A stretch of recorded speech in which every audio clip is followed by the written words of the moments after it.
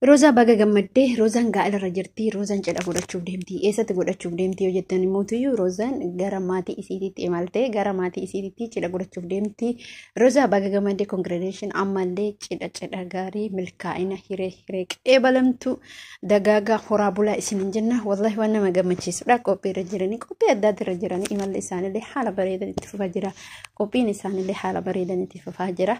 Waan nama gammachiisudha. Assalaamu alaykum warahmatullahi wabarakatuh. Jirtu akkam nagaa keessanii fayyaa keessanii isiniin jecha alla nagaa koota alhamdulillah galata rabbi har'a wantoonni qabannee isinii dhufne akkuma beekamu viidiyoo keenya like gochuu share gochuu subscribe gochuu hin dagatina. Rozaan maarra jirtu roon jettan Rozaan bultii ijaarachuu deemti. Wallahi kuni waan baay'ee nama gammachiisu dhugumatti jechuudha.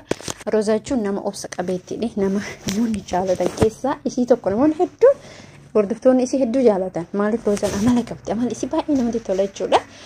Kana hordoftoota kabajamtoota kiyyaa baay'ee gammadee jira. Baga gammaddanii baga waliinuu gammanne Rabbiin guyyaa isii nagaan ittiin nu haa ga'u isiniin jechuu barbaada. Rozaan akkuma jettetti viidiyoo isii irratti dubbattee jirti. Ani gaa'ela ijaaruu deemaa waan argitanii waan itti dhuftanii argitan jechuudha. Dhugaan namni gaara ijaaruu deemu tokko fuula isaatirraa waa hunduu beeksisa. Gaa'elli kee Rabbiin nagaan ittis haa ga'u. Obsituutiyyaa obsa namni ilmi namaa kun jireenya isaa keessatti waa hedduu isa mudata bu'aa hedduu ceeyaa waa hedduu keessa darbeetiin gara sadarkaa ifaatitti dhufa dukkana keessa darbee kufee ka'ee cabee waa meeqa ta'ee rakkatee dhiibotee beelee bakka yaani injira jidduu kanatti waa hedduutu si mudata jechuudha. Dubartiirras ta'ee dhiirarras ta'ee jireenya ilma namaa kana keessatti wanti nama mudanne gonkumaa hin jiru. Garuu mootu fuuldurri kee yoo obsa qabaatte yoo sabrii qabaatte jette fuuldurri kee dhibbaan dhibbatti ifa jechuudha. Sababni isaa maali obsa qabda akka yoo obsite walirra geette hoo jarjartee yoo daftee nama hin taanetti heerumtee maatiin keellee immoo wanni isaan sii maratan bakka gaarii akkati jettu bakka gaarii akkati geettu kana sii marata jechuudha maatiin kee wallahi lazim malee maatiin dhufii abbaa fedhuuti abbaan ofis jabas ta'ee badas ta'ee haati ofillee baddus taate jabdus taate garuu wanti isaan sii maratan wan ilmoo ofiiti wanni yaadan bakka gaarii dhibbumaan dhibbatti jechuudha yaadu. Maatiin ofii bakka gaarii nama yaada. Kanarratti Rozaan Yaman keessallee turte gara biyyaattillee imaltee waa hedduu keessa darbite as geette. Asin durallee beekta waan isin keessa turte haala isin keessa turte dabarfattee sadarkaa kana ammaa kana geette jechuudha. Yeroo rakkoon isin mudate immoo Rozaan wanni amalli isii online irraa hin baddi lubbuma jechuudha. Maaliif aara sadhaaraa nama kaa'ame hordoftoota keetti dhufuu waan akkasiitu jira jechuudha. Garuu immoo obsi isii wallahi waan hedduu nama gammachiisudha. Obsi isii gammachuu ta'e. Akkasuma gammachuun isii gammachuu kenna baga gammaddee ammallee yoomiyyuu gammadee siin jenna. Maaliif nama tokkorraa waa baratta nama tokkorraa waa barumsa siif ta'a. Nama jarjaruun sun maaliif jarjara namni kun maaliif akkatti jarjara jettee yaaduu dandeetta. Nama harakaata adda addaa godhuu nama haasaa badaa haasuus namni kun maali namni akkana akkas jibbisiisutu jira. Nama callisee yaada isaa kennatee nama gorsus immootuyyuu sun hoo maalinni nama sanirraa immoo waan guddaa baratta. Namni kun hangam obsa qaba jettee gaafteettee kophaa kee yaadde. Namni sun yoo rakkoon tokko is mudate rakkoo san maaliif daddafee caccabsuu dide. Ani amma namni tokko gaafa jaalala keessa haasennu waa'ee jaalalaa akka kaafne hadha ani nama tokko jaaladhee gaaf nama kana jaaladhee nama kanaan wal dhabe ta'etti dafeetiin nama biraatti heeruma. Dafeetiin nama biraa jaalladha. Kuni jarjaruun kun immoo dugugguruu lafee duddaa seekuta. Sababni isaa maaliif otoo gammadiin itti seenti, dirqamaan itti seenti, jaalala odoon fedhin, heeruma odoon fedhin, morka nama sanii itti seenti. Morka nama sanii erga itti seenti immoo garuu maalinni ni cabxa. Hamileen kee ni caba. Ofii keetii of cabsita. Odoo obsa ofirratti hin qabaannetti. Maaliif gaaf kana kuni dogonkora guddaadha.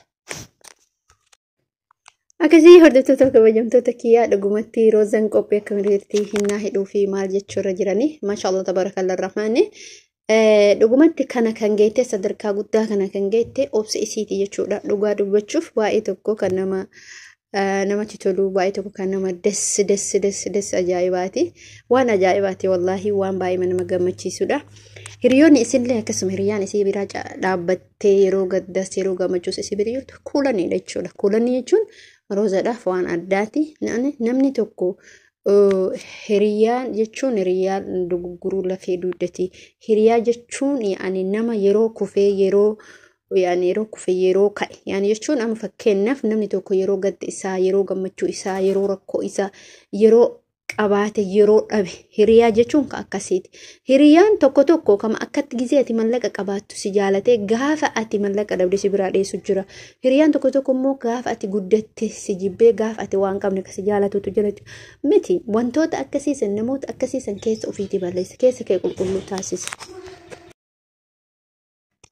Bolayyan kiyyaa nuti akkanumatti yoo jenne homo gooni hunda keessattuu waa odoo jarjaruu baanne waa odoo namaan jechuu baanne waa odoo nama arrabsuu baanne waan hunduma keessattuu of eeggannoo cimaa qabaanne obsinee rakkoo nama mudates gammachuu dhuftes gammachuma keetu daddaftee bilisa godhuuf hin yaadin gammachuma keetu daftee miidiyaa irratti baasuuf hin yaadin maaliif firee ni dhaqqabda guyyaan ni dhufa jechuudha. Sababa kanaafi hordoftoota kabajamtoota kiyyaa dhugumatti kan itti gammadee hojjeta itti gammadee sadarkaa kanarra namni akkamitti akka ga'u barumsa guddaa nuuf ta'a jechuudha.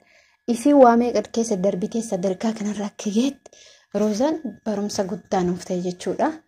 Ciini isillee haala bareedaa fi haala gaariidhaan gaggeeffamee garuu mootiyyuu hiciitiin gadi maaliif ba'uu didee yoo jettanillee namni waan tokko akkuma dura suuta ijjataa turte har'allee suuta ijjataa deemte jechuudha. Viidiyoon kun karaa hojjamte odoon ta'etti kan bubbulee ta'a. Kanaafiyyuu barumsa guddaa isiniif taate mucaan kun jechuudha. Waa guddaa irraa barattanii waa guddaa irraa argattanii akkamitti akka karaa yeroo yaman dhuftu karaa kanallee dheeraa dabarfattee abbaa isiitiif jecha dhufte akkasuma ammallee yeroo deebitus karaa dheeraa san maatii isii haadha isiititti deemte. Roozaan waa hedduu keessa qaxxaamurte sadarkaa kanarra geette maashaallah tabaarakallah rahman ammallee rabbiin oluma siin haa jedhu jedhaani wallahi hedduu baay'een jaaladha jechuudha. Nama gaarii nama obsa qabu obsa sii kenna. Atis obsa akkasii akka nama sanii ta'uu qaba jetti yoo duraan nama lolaa taate yoo duraan nama badaa taate bakka